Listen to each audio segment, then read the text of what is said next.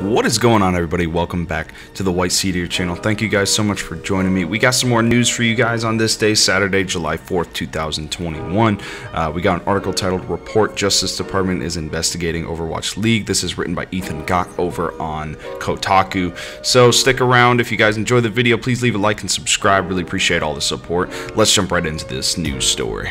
Alright, so first point in the article, the U.S. Department of Justice is looking into the Overwatch League's soft salary cap policy that punishes teams who pay players too much, according to a news report by esports. So for those of you that don't know what a salary cap is, it is pretty much a maximum on the amount of money either a corporation or a entity can pay employees. We see a lot in sports, but there's a big difference between professional sports like MLB, NFL, MLS, and the NHL, all that stuff, and the esports league, and that'll be highlighted later in the article. But let's continue on. The investigation is being headed up by the Civil Conduct Task Force, part of the department's antitrust division.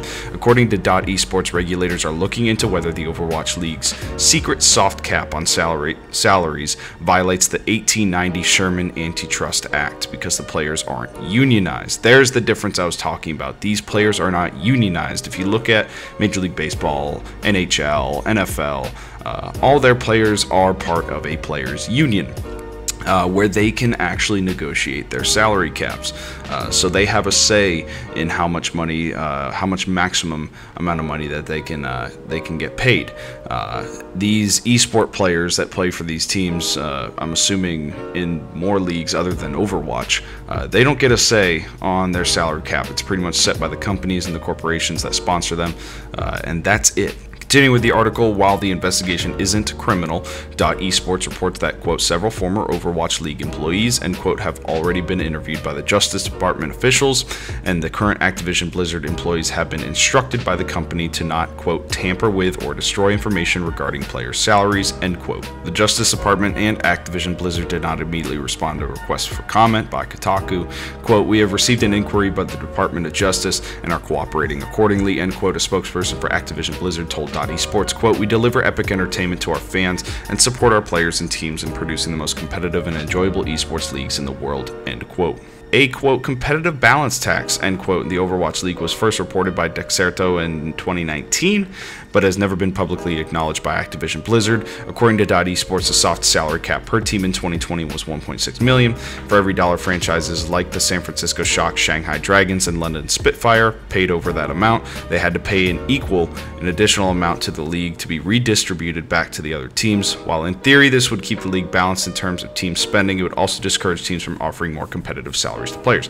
Now there is where it shows why these salary caps are important, and why they kind of regulate a market. Now obviously competition breeds innovation, and we want to see that in any industry, including esports.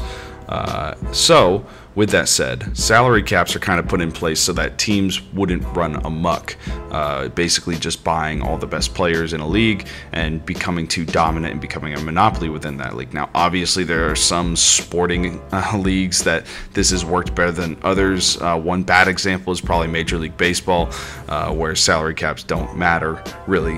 You can just throw your money at these people, and there's teams that basically buy the best players. I'm not going to name any teams. Y'all know what I'm talking about. I'm actually a fan of one of them, so I can't say anything, but in a system like this, where basically the overarching league, in this case the Overwatch League, is redistributing the wealth to basically equal out everybody, that basically negates all competition.